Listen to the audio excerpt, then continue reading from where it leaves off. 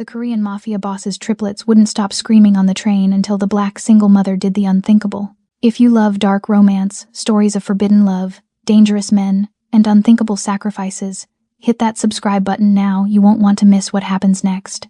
The sound was apocalyptic.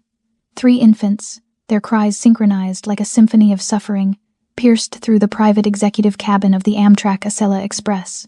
Every wail echoed off the polished wood paneling, amplified by the confined luxury. Passengers in neighboring cars shifted uncomfortably, grateful for the smoked glass partition that separated them from the chaos. But inside that cabin, Lee Dong-wook, the man they called the Reaper, was drowning. He sat rigid in the leather seat, his custom-tailored black suit creased for the first time in his life. The fabric that usually made him look like death's most elegant envoy now felt like a straitjacket. His jaw was clenched so tight he tasted copper. Those coal-black eyes, the ones that had watched empires crumble without flinching, now held something foreign, something that terrified him more than any rival ever could. Raw, unfiltered panic. 6-week-old Jae-hoon thrashed in his arms, tiny fists battering against his father's chest. Beside him in the custom triple stroller, Jae-min and Jae-kyung screamed in harmony, their faces flushed and desperate. 3 sons, 3 heirs to the Juk-Yum-jo syndicate, 3 motherless children who refused every bottle, every pacifier, every attempt at comfort. 1 week. It had been 1 week since Hana's fever had stolen her away, leaving Dong-wook, a man who controlled 2 continents, utterly incapable of soothing his own children. The doctors had warned him about dehydration, about failure to thrive, about the very real possibility that his sons were starving to death in his arms. Sir. Kang, his chief enforcer, leaned close from the doorway, voice barely audible over the screaming. We're 30 minutes from the D.C. exchange. Hanjun's people will be waiting. Dong-wook didn't look up. His thumb traced the soft cheek of Jae-kyung, whose skin had gone pale, whose cries were weakening into something worse: resignation. I know the schedule, Kang. If the babies are still, then the contract means nothing. His voice was silk wrapped around steel. You don't hand over territory with 3 dead children in your arms. The train raced south through the American landscape, but inside the cabin, time was running out. The triplets' cries were a beacon, advertising vulnerability louder than any intercepted phone call. Hanjun was waiting for weakness, and Dong-wook was delivering it on a silver platter. He'd tried everything: 5 different formulas, bottles warmed to precise temperatures, lullabies in Korean that Hana used to sing. Nothing worked. His hands, steady enough to sign execution orders, trembled as he rocked Jae-hoon against his chest. The Reaper, they called him. The man who'd built an empire on calculated violence and ice-cold precision. But empires meant nothing when you couldn't keep 3 tiny humans alive. 3 rows away, separated by a smoked glass partition, Cleopatra Jones felt her body betray her. The crying hit her like a physical blow. Her breasts ached with sudden, painful tightness, milk letting down in response to the desperate infant screams that filled the cabin. She pressed a hand against her chest, feeling the dampness seep through the nursing pads she still wore. 6 months. 6 months since she'd needed them. 6 months since she'd held her daughter. Cleopatra closed her eyes, forcing down the wave of grief that always came with that phantom response. Grace, her beautiful, perfect Grace, whose tiny heart had simply stopped beating one November night. No warning, no goodbye. Just the cold, clinical words: sudden infant death syndrome. She'd been on her way home from a grief counseling conference in New York, trying to stitch together the shattered pieces of her life.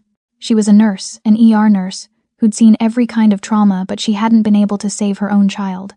Hadn't even known there was anything to save. The crying intensified, and Cleopatra's training kicked in before her grief could stop her. She knew that sound. The desperate, primal wail of an infant who needed something bottles couldn't provide. That wasn't discomfort or gas or tiredness. That was starvation. She turned in her seat, peering through the smoky glass. The man holding the baby was striking sharp cheekbones, ink-black hair styled with precision, a suit that screamed power and money, but his perfect facade was cracking. She could see it in the rigid set of his shoulders, the tremor in his hands, the way his eyes darted between the 3 crying infants with something close to desperation. And then she saw the smallest baby's face. Pale, too pale. The weak batting of tiny fists against the bottle being offered. The cry that was starting to fade into something more dangerous: silence. Cleopatra's hands gripped the armrests. Her body knew what those babies needed. Her breasts ached with the answer. Her milk, against all medical logic, was still there, still responding to infant cries 6 months after Grace's death, as if her body had been waiting for this moment. Miss? A flight attendant paused beside her, noticing her distress. Are you all right? Cleopatra looked at the woman, then back toward the executive cabin. Her heart hammered against her ribs. This was insane. She didn't know that man, didn't know those babies. The bodyguards flanking the cabin door looked like they could break her in half without breaking a sweat. But she was a nurse, and those babies were dying. I need to help, she heard herself say, already unbuckling her seatbelt. I'm a nurse. Those babies, they're starving. The attendant's expression shifted between relief and uncertainty. The passenger has been quite firm about not wanting. Then he's going to watch his children die. Cleopatra stood, smoothing down her simple denim jacket over her tank top. She looked nothing like the polished, powerful people in that executive cabin, but she had something they didn't. She had exactly what those babies needed to survive. And as she walked toward the smoked glass door, her body still responding to their cries, Cleopatra Jones made a choice that would unravel her carefully controlled grief and thrust her into the most dangerous world she'd never imagined. She was about to do the unthinkable, and nothing, not her past, not her fear, not the cold-eyed man waiting on the other side of that door would ever be the same. The glass door slid open, and Cleopatra stepped into another world. The executive cabin was dark mahogany and butter-soft leather, amber lighting casting shadows across surfaces that gleamed with wealth. The air smelled of expensive cologne, baby formula, and desperation. Every head turned. 2 bodyguards straightened, hands moving toward weapons, but Cleopatra's eyes locked on the man in the center of chaos, Lee Dong-wook. Even drowning in panic, he was devastating. Sharp jaw clenched, black hair falling across his forehead, suit jacket open over a white shirt with undone buttons. Those coal dark eyes cut to her like a blade. Out. His voice was silk over razor wire. This is a private cabin. Cleopatra didn't move. Her gaze traveled over 3 infants, faces red with tears. The smallest had stopped crying hard. Movements sluggish. Dehydration. Your sons are starving, she said steadily. Whatever you've tried isn't working. His jaw tightened. What could you possibly offer that I haven't tried? I'm an ER nurse from Detroit. She stepped closer, worn denim creaking against the luxury. They need their mother, warmth, skin contact, and they need breast milk. She paused. I have it. The cabin went silent. Dong-wook stared, really looked at her. His gaze traveled over her face, warm brown skin, natural coils, shadows of grief beneath her eyes. You have no infant with you. Not anymore. Her voice cracked. Grace died 6 months ago. SIDS. My body never understood she was gone. Understanding flickered across his features. One parent's nightmare recognizing another's.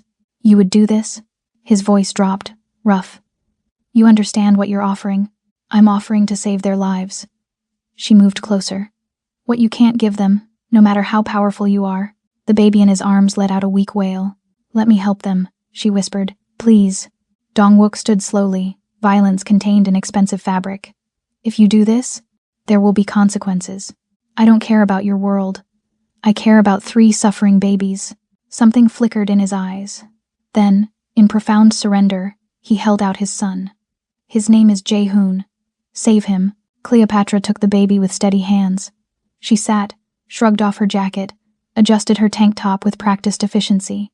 When she brought Jae-hoon to her breast, he latched immediately. Relief overwhelmed her. His desperate suckling gentled, tiny fists uncurling as nourishment flowed. The crying stopped. The silence was sacred. When she looked up, Dong-wook stared with molten intensity. Ice melted into something unguarded. The others, she said softly. He brought her Jae-kyung, then Jae-min. Each latched desperately, and he watched, gaze tracing her shoulder, her throat.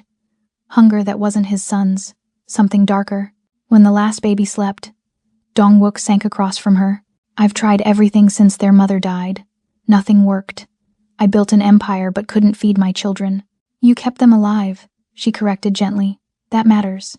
His eyes snapped to hers, surprised. You saved them. In my culture, a woman who nurses a widower's children binds herself to them, to their father. You've done something sacred, Cleopatra Jones. Her name on his lips made her shiver. I'm a nurse doing my job. No. His stare pinned her. You did what only you could, and now you're mine. The train slowed. D.C. Lights approached. What happens now? Dong-wook stood, buttoning his jacket, restoring armor. Now I keep you safe. What you did made you the most valuable person in my world. And the most vulnerable. He extended his hand, offer and warning. Cleopatra looked at his hand. His sleeping sons. The door leading back to emptiness. She took his hand. His fingers closed, warm and sure. Thumb brushing her knuckles like a brand. "Welcome to the underworld, sacred mother," he murmured. "You'll regret this kindness. Or become its queen." The doors opened. Cleopatra, still holding Lee Dong-wook's hand, stepped off into a world where danger tasted like salvation, and the most terrifying man she'd ever met looked at her like something precious, something worth keeping. The platform was chaos controlled by silence. Men in black suits materialized from shadows, forming a perimeter around them before Cleopatra's feet fully touched concrete. She counted 6, then stopped counting. Their faces were blank, professional, deadly.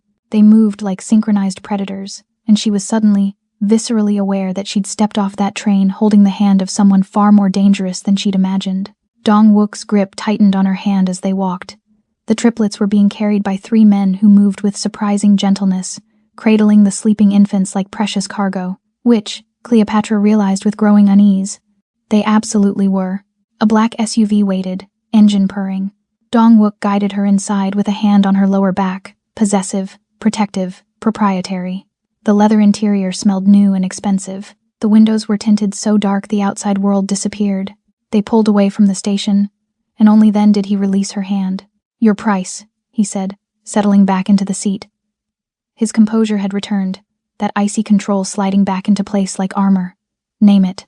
Cleopatra turned to face him, her natural hair still escaping its tie, her simple clothes rumpled from holding 3 babies. She looked nothing like someone who belonged in this world of tinted windows and armed escorts. "I don't have a price." His eyes narrowed. "Everyone has a price. Not for this." She glanced at the sleeping triplets secured in car seats behind them. "I didn't do it for money. I did it because they needed me. Because," her voice caught, "because I needed them to live." Something shifted in his expression. Confusion, maybe. In his world, everything was transactional. Power for loyalty, money for silence, blood for blood.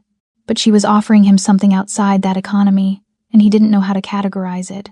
"You don't understand what you've done," he said quietly, dangerously. "The act you performed nursing my sons, it's not just charity in my culture. It's sacred, binding. I'm a nurse. It was medical intervention." "No." He leaned forward, and the space between them compressed with sudden intensity. "You are Aomonigeum now, sacred mother. The woman who gives life to the heirs becomes their mother in every way that matters. And that makes you," he paused, his dark eyes holding hers with magnetic force. "That makes you mine." Cleopatra's heart hammered against her ribs. "I don't belong to anyone. You misunderstand." His voice dropped lower, intimate and threatening at once. "I am Lee Dong-wook. They call me the Reaper. I control the Juk Aum-jo Death Script Syndicate. I own territories from Seoul to Los Angeles. I've built an empire on violence and fear." He moved closer, and she smelled his cologne mixed with something darker. "And you just tied yourself to that empire by nursing my children. You're not my possession, Cleopatra Jones. You're my queen, whether you want to be or not." The words hung between them like a blade. "That's insane," she whispered, but her voice lacked conviction. "That's tradition. That's survival." He pulled out his phone, showing her a photo, a Korean man with cold eyes and a cruel smile. "This is Han Jun, my rival. He's been waiting for me to show weakness, and now I have 3 motherless sons, and the woman who saved them." His thumb traced the edge of the phone. "He will come for you, to hurt me, to leverage my children, and I will not allow that." Cleopatra looked at the photo, then at the sleeping babies, then back at Dong-wook. "So what are you saying?" "I'm saying you come with me, to my estate in Virginia, 1 week, until the babies are stabilized and I've secured the territorial agreement that will protect them." His eyes bored into hers. 1 week under my protection, then you can return to your life.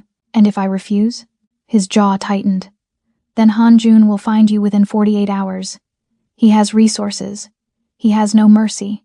And he will use you to destroy everything I've built and everyone I love." She wanted to call him paranoid, wanted to dismiss this as mobster theatrics, but the cold certainty in his voice, the armed men outside, the way he'd surrendered his son to her on that train, all of it spoke to a reality she couldn't deny. 1 week, she said finally. "As a nurse, to make sure they're healthy and feeding properly, that's all." Something flickered in his eyes, respect. Maybe, or the beginning of fascination. That's all, he agreed. But the way he said it felt like a lie they were both pretending to believe. He extended his hand again. Do we have an agreement? Sacred Mother? Cleopatra looked at his hand, elegant, scarred at the knuckles, capable of violence and tenderness both. She thought of Grace, of 6 months of emptiness, of 3 babies who'd looked at her with desperate need. She shook his hand. 1 week, professional, nothing more. His fingers closed around hers, warm and sure, and she felt the tremor of something dangerous between them. Of course, he murmured, his thumb brushing across her pulse point. Nothing more, but the heat in his eyes promised everything. The estate rose from the Virginia darkness like a fortress disguised as art. High stone walls topped with subtle security cameras, wrought iron gates that whispered open at their approach. The mansion itself was a study in contradictions, modern glass and steel wrapped around traditional Korean architecture, all dark wood beams and curved roof lines that seemed to bow under the weight of secrets. Cleopatra counted 12 armed men as they drove through the grounds, maybe more in the shadows. Inside, the foyer stole her breath. Polished ebony floors reflected low amber lighting from silk-shaded lamps. Dark wood panels carved with intricate Korean designs climbed the walls. Everything smelled of sandalwood and wealth and controlled power. It was beautiful and suffocating in equal measure. Your suite is on the 3rd floor, Dong-wook said, his hand returning to her lower back as he guided her toward a sweeping staircase. The nursery is adjacent. You'll have everything you need. And what I don't need? The question escaped before she could stop it. His lips curved slightly, not quite a smile, but close. You'll have that too. Her room was obscene in its luxury. A 4-poster bed draped in silk the color of midnight, floor-to-ceiling windows overlooking manicured gardens lit by subtle ground lights, a bathroom of black marble and gold fixtures, clothes already hanging in the closet, her size exactly, expensive labels she'd never afford. How did you? I'm thorough, Cleopatra Jones. He stood in the doorway, backlit and dangerous. The babies are next door. Rest tonight. Tomorrow your work begins. He left before she could respond, the door clicking shut with quiet finality. Cleopatra sank onto the bed, her worn denim jacket suddenly feeling like a costume from another life. She'd walked off that train 6 hours ago. Now she was living in a mobster's mansion, wearing borrowed clothes, bound to 3 motherless babies by an ancient tradition she didn't fully understand, and attracted to a man who terrified her. The routine established itself with clinical precision. Dawn broke, and Cleopatra woke to Jae-hoon's soft cries through the monitoring system. She fed him in the nursery, a room of soft grays and warm wood, everything top of the line and sterile in its perfection. Then Jae-min, then Jae-kyung. Her body responded with reliable efficiency, milk flowing freely now, her breasts no longer aching with unused purpose. And Dong-wook watched. He was always there, leaning against the doorframe as she burped Jae-min, sitting in the corner chair while she changed Jae-kyung. His presence was constant, magnetic, suffocating. Those dark eyes tracked her every movement, clinical and hungry at once. You don't need to supervise, Mr. Lee, she said on the second morning, keeping her voice professional as she rocked Jae-hoon. I'm ensuring their care meets my standards. His accent wrapped around the words like silk. And does it? You exceed every expectation, Cleopatra Jones. The way he said her full name with that slight pause, that possession made her skin flush. Which makes you even more valuable. And more vulnerable. She hated how her body responded to his voice. Hated the way her pulse jumped when he entered a room. He was a killer, a crime lord, a man who'd built an empire on violence. But she kept seeing glimpses of something else. The way his jaw softened when Jae-kyung grabbed his finger. How his voice dropped to barely a whisper when singing Korean lullabies. The exhaustion that lined his eyes when he thought no one was watching. And that scent sharp cologne cutting through baby powder that somehow made her feel safe and threatened simultaneously. On the 3rd night, her phone rang. Her sister, calling from Detroit. Cleo, where are you? You were supposed to be home 2 days ago. I'm fine. Something came up. A job opportunity. I'll explain when. The call disconnected. Cleopatra stared at her screen, then slowly turned. Dong-wook stood in her doorway, phone in hand, expression unreadable. You cut my call. I monitored your call, he corrected. There's a difference. Fury ignited in her chest. You have no right. I have every right. He stepped inside, closing the door behind him. The room suddenly felt smaller. You're under my protection. That means I control what information leaves this estate. Who knows you're here? What they know. He moved closer, and she caught that scent again, sandalwood and danger. Your sister doesn't need to know about the Juk Aumjo, about Hanjun, about the target on your back. So, I'm a prisoner. You're protected." His eyes held hers, intense and unyielding. "There's a difference." "Is there?" She stood, meeting his gaze despite the height difference. "You monitor my calls, control my movements, watch me constantly. That sounds like a cage, Mr. Lee." Something flickered across his face. Respect, irritation, desire. "A gilded cage is still safer than freedom when there are wolves at the gates." Cleopatra Jones. They stood too close. Close enough that she could see the fine lines of exhaustion around his eyes, the shadow of stubble on his sharp jaw, the way his chest rose and fell with controlled breathing. "I agreed to 1 week," she said quietly. "To help your sons, not to be owned. No one owns you." His voice dropped to something rough, intimate. "But while you're here, while you carry the title of Aomoni Gaem, you exist in my world, under my rules, in my protection." His hand rose slowly, giving her time to pull away, before his fingers traced her jawline with devastating gentleness. "And in my debt." Her breath caught. "What debt?" "You saved my sons. That binds you to me in ways you don't yet understand." His thumb brushed across her lower lip, and heat flooded through her. 4 more days, Sacred Mother. Then we'll see if you still want to leave." He dropped his hand and walked out, leaving her standing in that luxurious room, heart racing, skin burning where he'd touched her. 4 more days in this gilded cage with a man who looked at her like she was salvation and temptation both. 4 more days before she'd have to decide if she was strong enough to walk away. Cleopatra woke to the weight of being watched. Her neck ached from the awkward angle she'd fallen asleep in the nursery rocking chair. Jaemin still cradled against her chest. The baby's warm weight rose and fell with peaceful breathing. Moonlight streamed through the window, painting everything silver and shadow. And Dong-wook stood in the doorway. He was different in the darkness. His suit jacket was gone, white shirt unbuttoned at the collar, sleeves rolled to reveal forearms corded with muscle and marked with scars she'd never noticed. His hair fell across his forehead, no longer styled with precision, and his eyes, those cold, calculating eyes, held something raw and unguarded. He looked devastated. "Mr. Lee." Her voice came out rough with sleep. "Is something wrong?" He didn't answer immediately, just stared at her holding his son, and she watched his throat work as he swallowed. When he finally spoke, his voice was barely above a whisper. "Hana used to fall asleep like that, in that exact chair, holding Jaemin." He stepped inside, moving with careful quiet. "I'd find her at 3 in the morning, exhausted, but refusing to put him down." She said she could feel his heartbeat against hers, that it made her feel alive. Cleopatra's chest tightened. This wasn't the Reaper speaking. This was a man drowning in grief. She sounds like she loved them deeply. She died loving them. His jaw clenched. "The pregnancy destroyed her immune system. The doctors warned us. 3 babies at once. It was too much for her body. But she refused to terminate, refused to reduce. She said she'd rather die than choose between them." He moved to the window, his silhouette sharp against moonlight. "So she did. She gave them life and took her last breath 7 days later." The confession hung in the air like smoke.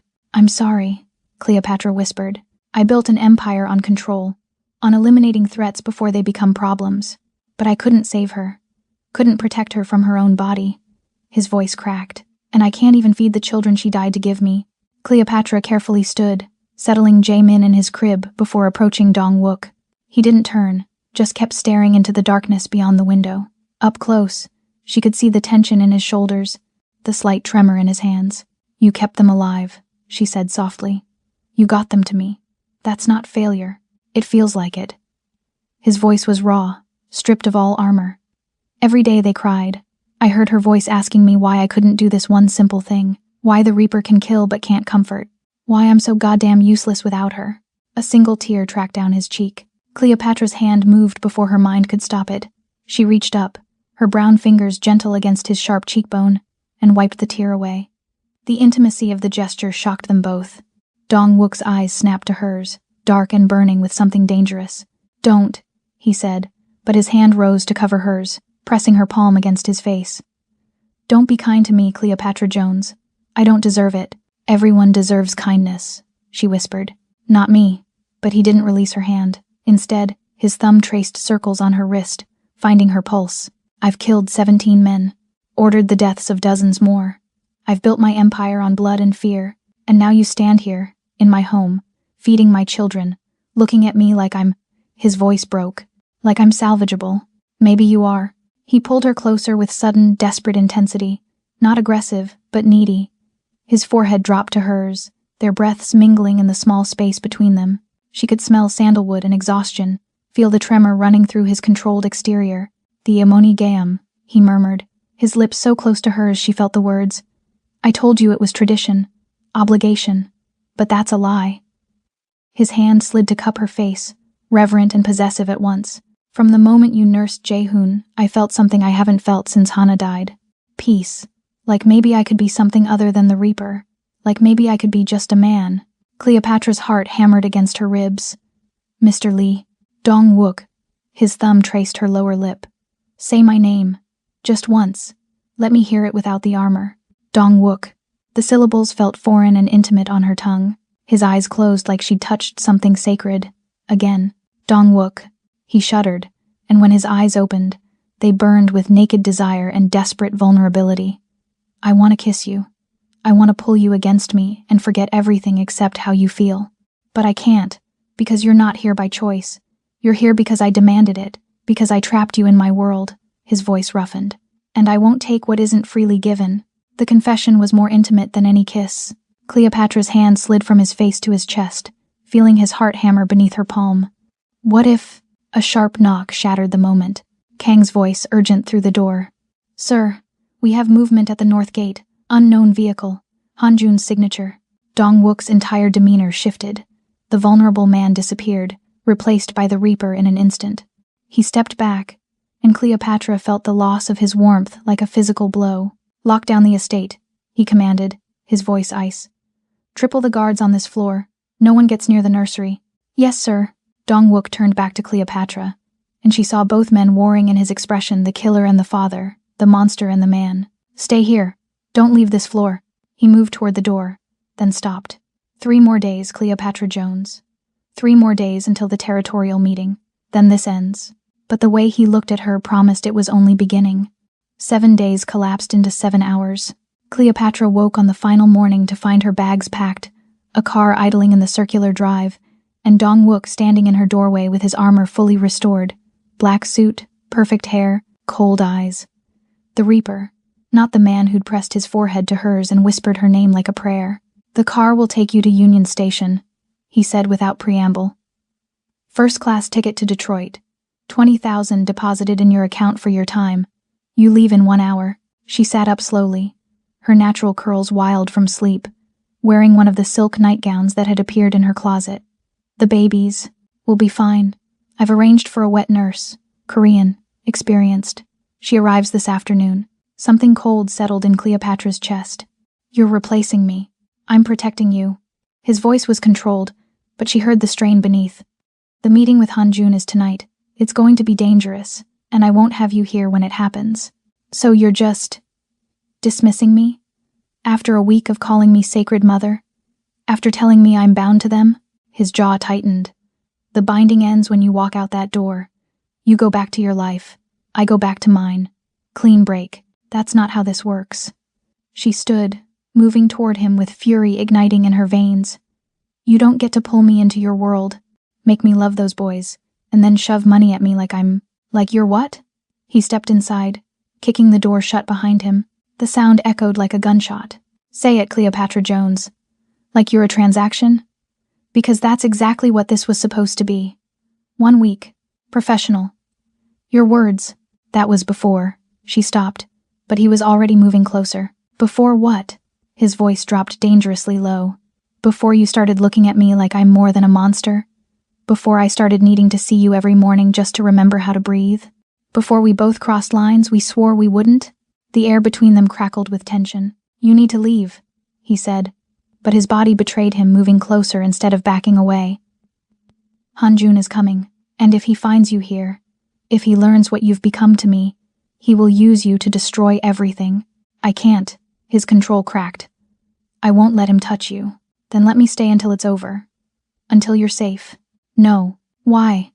She closed the remaining distance between them, her brown eyes blazing up at his dark ones. Because you're afraid I'll see the real you? The Reaper in action? I've already seen him, Dong-wook, and I'm still standing here. Hearing his name from her lips broke something in him. You don't understand what you're asking. His hands rose to frame her face, trembling with restraint. If you stay, if anything happens to you, I will burn this entire city to ash. I will become the monster everyone thinks I am, and it will be because of you. Then don't let anything happen to me. Her hands found his chest, feeling his heart thunder beneath expensive fabric. Don't send me away like I mean nothing when we both know. He kissed her. One moment they were arguing, the next his mouth was on hers, desperate, consuming, inevitable. His hands tangled in her curls, tilting her head back as he devoured her with the same intensity he applied to everything. Control shattering into raw need. Cleopatra gasped against his lips, and he took the opening, deepening the kiss until she couldn't tell where she ended, and he began. He tasted like coffee and danger, and something darker, possession and desperation mixed into intoxicating heat. Her fingers clutched his shirt, pulling him closer, and he growled low in his throat. The sound vibrated through her entire body, igniting something primal and reckless. His hands slid down her sides, spanning her waist, pulling her flush against him until she felt every hard line of muscle, every tremor of restraint breaking. Cleopatra. Her name was a rough prayer against her lips. We can't. We already are. He kissed her again, slower this time but no less intense. His thumb traced the curve of her jaw, her throat, the rapid pulse at the base of her neck. She felt him memorizing her, claiming her with every touch. When they finally broke apart, both breathing hard, his forehead dropped to hers. This changes everything, he whispered. I know. If I do this, if I let myself want you, there's no going back. You become mine in every way, not just sacred mother, not just the woman who saved my sons, mine. The possessiveness should have terrified her. Instead, it made her blood sing. Then make sure you come back from that meeting, she said fiercely. Because I'm not leaving until you do. He pulled back, studying her face with those dark, burning eyes.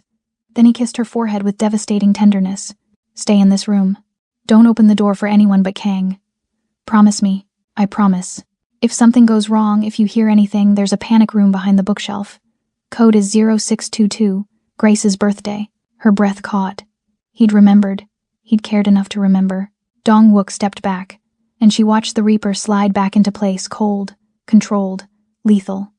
But before he reached the door, he turned one last time. When this is over, he said quietly, we're going to finish this conversation, and you're going to tell me if you want to stay. Not for the boys, for me. Then he was gone, leaving her standing in that luxurious room, lips swollen, heart racing, knowing she'd just crossed a line that would either save them both or destroy everything. The silence was wrong. Cleopatra stood at her window, watching darkness settle over the estate like a shroud. No birds, no wind, just oppressive, suffocating quiet that made her skin crawl. She'd felt this before in the ER, right before a trauma patient coded. The body's knowledge that something terrible was coming. She checked her phone. 9:47 p.m. Dong-wook had been gone for 3 hours. Her feet carried her to the nursery before conscious thought caught up. The triplets slept peacefully in their cribs, Jae-hoon with his fist curled near his face, Jae-min sprawled like a starfish, Jae-kyung making soft sucking motions in his sleep. 7 days ago, they'd been starving, desperate, dying. Now they were healthy, thriving, beautiful. Her success. Her purpose. Her reason for being here. Or was it? She touched her lips, still feeling the phantom pressure of Dong-wook's kiss. The way he'd looked at her like she was oxygen and he was drowning. The raw need in his voice when he'd said times mine asterisk. The explosion shattered everything. The blast wave hit like a physical wall, throwing Cleopatra backward into the changing table. Glass exploded inward from the windows. The floor buckled. Alarms shrieked through the estate, high-pitched and panicked. Emergency lighting kicked on, bathing everything in hellish red. The babies screamed. Cleopatra's ER training overrode shock. She was moving before the ringing in her ears stopped, her body operating on pure adrenaline and muscle memory. Triage, assess, act. Jae-hoon first scooped from his crib, checked for injuries, wrapped tight against her chest. Then Jae-min. Then Jae-kyung. 3 babies, 3 bundles of terrified humanity pressed against her as gunfire erupted somewhere below. Kang! She screamed, but no answer came. Think. The panic room, but the bookshelf was across the hall, and she could hear boots pounding up the stairs. Heavy, multiple sets. Not Dong-wook's men, they moved with silent precision. These were invaders. Her eyes landed on the laundry hamper in the corner. Industrial-sized, wicker, innocent. She moved with desperate efficiency, pulling out blankets and creating a nest at the bottom. Jae-hoon went in first, then Jae-min, then Jae-kyung on top. She covered them with soft receiving blankets, praying they'd stay quiet, praying the darkness would keep them hidden. "Shh, my loves," she whispered, tears streaming down her brown cheeks. "Mama's here. I won't let them hurt you." The door exploded inward. 5 men poured through, weapons drawn, faces covered. And behind them, walking with leisurely cruelty, came Han-jun. He was beautiful in the way poisonous things are: sharp features, cold smile, expensive suit unmarred by violence. His eyes found her immediately, and recognition sparked with vicious pleasure. The black mother who saved his children. His English was perfect, accent barely noticeable. The Reaper's weakness. "I've been so curious about you, Cleopatra Jones." She positioned herself between him and the hamper, her body a shield. "You need to leave. Now." He laughed, a sound like breaking glass. "Bold. I like that. Do you know what Aomonigam means in our world? It means Dong-wook can never touch another woman without betraying his son's mother. It means you're not just a wet nurse, darling. You're his Times Queen asterisk." He stepped closer, and she smelled cologne and gunpowder. "And queens are such valuable leverage. He'll kill you for this.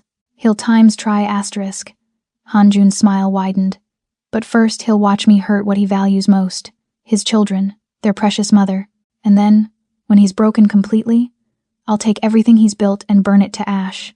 One of his men moved toward the cribs now empty. "Where are the babies?" Han-jun's voice dropped to something lethal. "Safe. Somewhere you'll never find them." His hand shot out, grabbing her throat with practiced cruelty. Not enough to choke, but enough to terrify. "Tell me, or I start breaking fingers until you do." "Go to hell." He raised his gun, pressing the barrel against her temple. Cold steel kissed her skin, and Cleopatra felt her heartbeat thunder against the metal. This was it. This was how she'd die, protecting 3 babies who weren't hers, for a man who'd stolen her heart in 7 impossible days. But at least Grace would understand. The door exploded inward again. Dong-wook was a nightmare made flesh. Blood streaked his face from a gash above his eyebrow. His suit was torn, revealing Kevlar underneath, and his eyes, those dark, cold eyes, burned with primal, apocalyptic fury. He took in the scene in a microsecond. Han-jun's hand on Cleopatra's throat, the gun to her head, the empty cribs, and something in him that had been barely contained finally, catastrophically times broke asterisk. "Let her go." Each word was a death sentence. Han-jun's smile never wavered. "Or what, Reaper? You'll kill me? You're outnumbered 5 to 1. And the second you move, I put a bullet in your queen's beautiful head. Then you die immediately after. And your entire bloodline follows within the week." Dong-wook's voice was arctic calm, masking volcanic rage. "I will hunt every person you've ever loved, every associate, every friend, every distant cousin. I will erase your family's name from history. And I will make sure they know, in their final moments, that it was because you touched her." The temperature in the room plummeted. Han-jun's smile faltered. Because they both knew, everyone in the underworld knew, that the Reaper didn't make empty threats. "You'd start a war," Han-jun said slowly. "For a woman you've known a week? I'd end the world." Dong-wook's gun rose with lethal precision. "Try me." Cleopatra felt Han-jun's grip tighten on her throat, felt his finger shift on the trigger, felt the moment teetering between salvation and slaughter. And then she heard it, the soft, unmistakable sound of Jae-kyung whimpering from the hamper. Han-jun's eyes cut toward the sound. Everything happened at once. Dong-wook fired. Han-jun shoved Cleopatra forward as a shield. She twisted, throwing herself sideways. The bullet meant for Han-jun's head caught his shoulder instead. He stumbled, and his men opened fire. Cleopatra hit the ground, covering her head as the nursery erupted into chaos. Gunfire, screaming, the meaty sound of fists hitting flesh. She crawled toward the hamper, toward the babies, her only thought protecting them from the violence exploding around her. Strong hands grabbed her waist, hauling her up. She fought instinctively until she smelled sandalwood and blood. "I've got you," Dong-wook growled in her ear.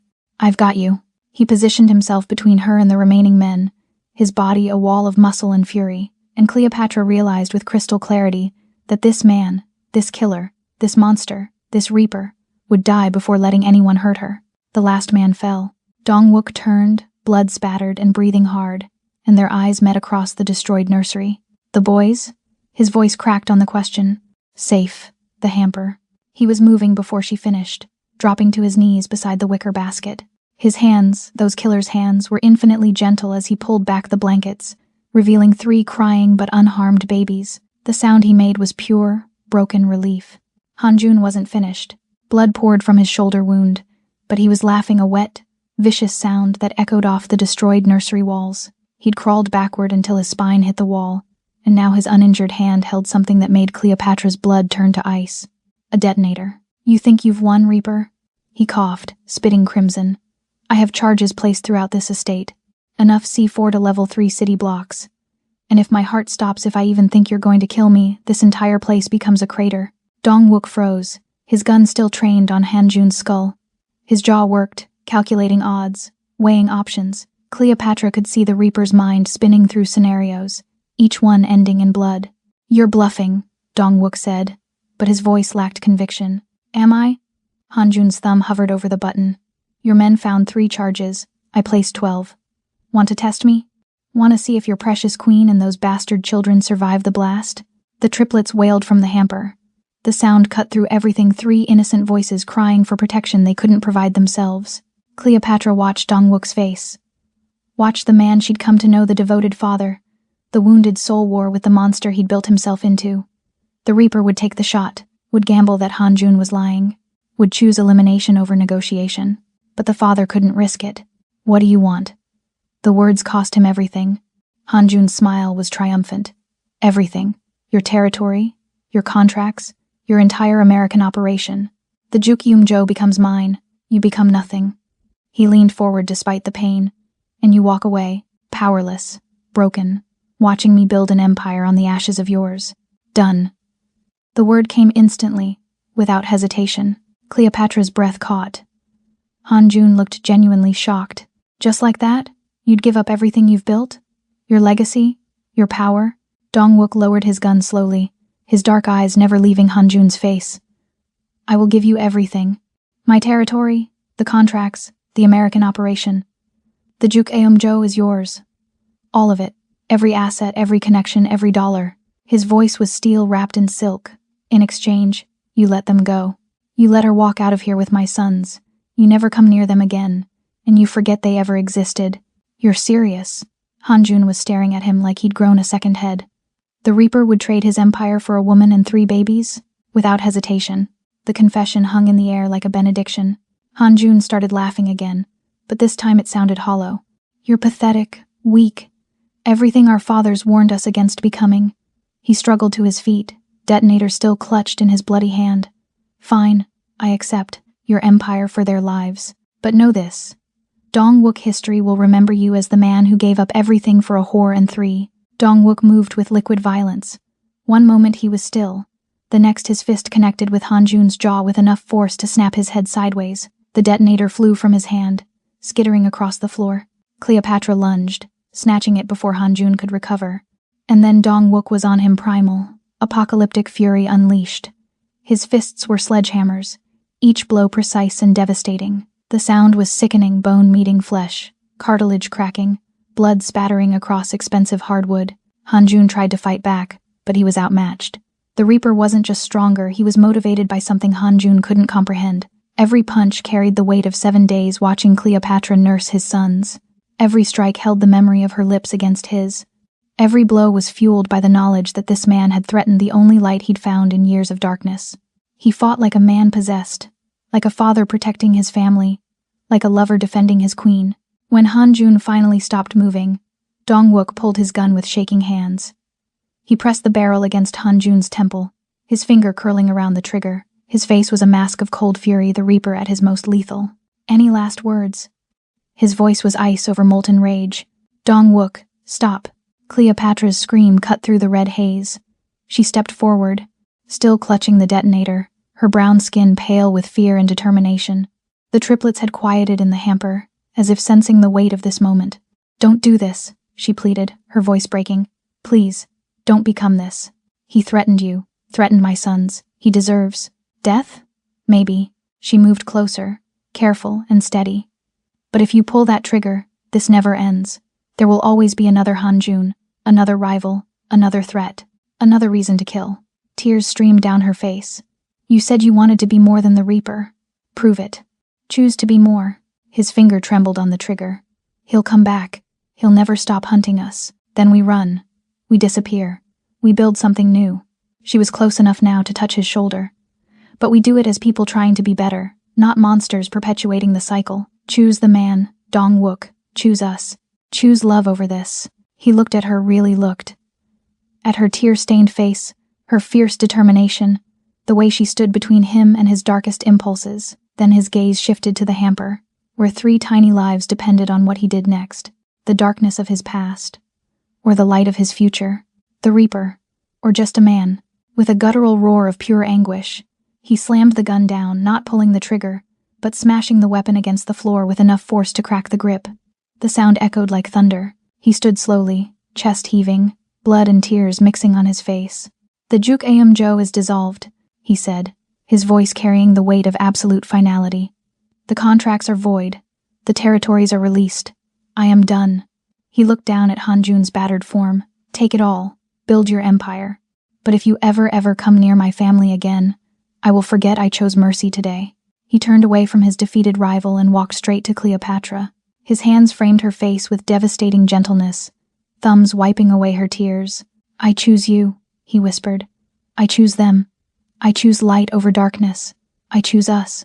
And then he kissed her, soft and desperate and full of promise. They left before sunrise. Kang had 3 vehicles waiting, unmarked, untraceable, engines already running. Dong-wook carried Jae-hoon and Jae-min while Cleopatra held Jae-kyung against her chest. They moved through the destroyed estate like ghosts, stepping over debris and blood, leaving behind everything he'd built. Hanjun was gone. His men had dragged him away while Dong-wook kissed Cleopatra, choosing love over vengeance. The empire would change hands by morning. The Reaper would become a ghost story, and Lee Dong-wook would become just a man. "Where are we going?" Cleopatra asked as they settled into the middle vehicle. Dong-wook's hand found hers in the darkness. "Anywhere but here. Everywhere that's safe. Wherever you want." She looked at him, this man who'd traded everything for her, for 3 babies, for the possibility of redemption. His face was bruised, his suit destroyed, his hands still trembling from the choice he'd made, and he'd never looked more beautiful. "Home," she whispered. "Let's go home." 1 year later, home was a quiet suburb in Atlanta, tree-lined streets, neighbors who waved, a backyard with a sandbox that saw more action than any battlefield Dong-wook had ever commanded. The house was modest by his former standards. 3 bedrooms, a kitchen that smelled like Cleopatra's cooking, walls covered in crayon drawings and family photos. No armed guards, no surveillance, no empire to protect, just peace. Cleopatra stood at the kitchen window, watching Dong-wook in the backyard with the triplets. They were walking, now stumbling, really chasing each other with the determined chaos only toddlers could achieve. Jae-hoon was trying to climb into the sandbox. Jae-min had discovered the garden hose, and Jae-kyung was attempting to eat a dandelion. And Dong-wook, former Reaper, former crime lord, former monster, was laughing. The sound still took her breath away. Pure, unguarded joy from a man who'd lived in shadows so long he'd forgotten what light felt like. She touched the simple gold band on her finger. They'd married 3 months ago in a small ceremony, no guests, just them and 3 impatient toddlers. Dong-wook had cried when she'd said, "I do," and she'd realized he'd never believed he deserved this. Redemption, family, love. He looked up then, catching her watching through the window. His smile softened into something intimate and knowing.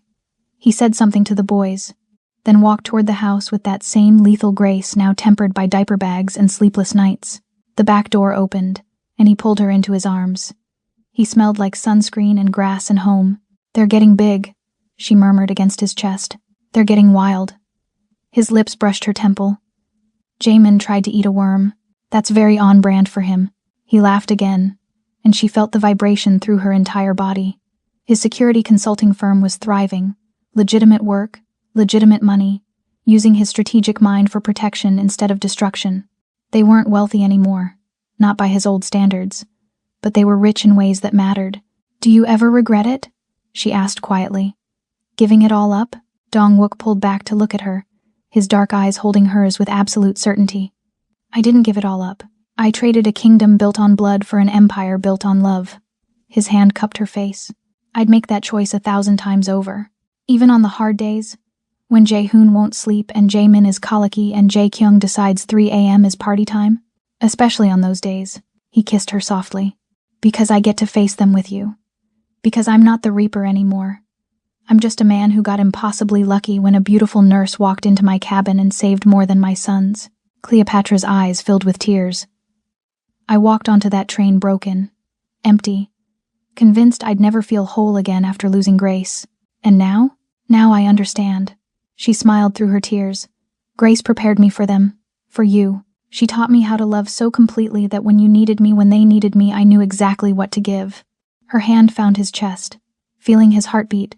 I was supposed to save your sons that day, so they could save me right back. Outside, the triplets were calling for them, 3 little voices demanding attention, snacks, more playtime, the soundtrack of their new life. Dongwook kissed her forehead, her cheeks, finally her lips. Ready to face the chaos, Mrs. Lee. With you? Always. They walked back outside together, hand in hand, into the golden afternoon light. The boys rushed toward them, Jae-hoon grabbing his father's leg, Jaemin reaching for Cleopatra, Jae-kyung doing both. A tangle of limbs and laughter and love. Cleopatra looked at Dongwook over their sons' heads and saw her future reflected in his eyes. More children, maybe. More laughter. More ordinary, extraordinary days. More chances to choose light over darkness. More of this beautiful, chaotic, perfect life they'd built from the ashes of his old world. She touched her stomach briefly, a secret she'd tell him tonight, when the boys were asleep and they had stolen moments in the darkness. New life growing, their family expanding. Home. Dongwook caught the gesture, and his eyes widened with understanding and wonder. His smile was incandescent. Really? He mouthed. She nodded. He swept her into his arms right there in the backyard, spinning her while the triplets cheered. And Cleopatra Jones, former broken nurse, sacred mother, queen of a reformed Reaper, finally understood what victory looked like. It looked like this. Messy, loud, imperfect, beautiful. It looked like love. Thank you for listening to The Korean Mafia Boss Triplets Kept Crying in the Train Until the Black Single Mom Did the Unthinkable. Did Lee Dong-wook make the right choice when he gave up his empire for love? Tell us what you thought. If you loved this story of forbidden salvation, obsession, and ultimate redemption, be sure to hit subscribe and turn on notifications so you don't miss the next dangerous love story from our dark romance collection. Until next time, keep the shadows close.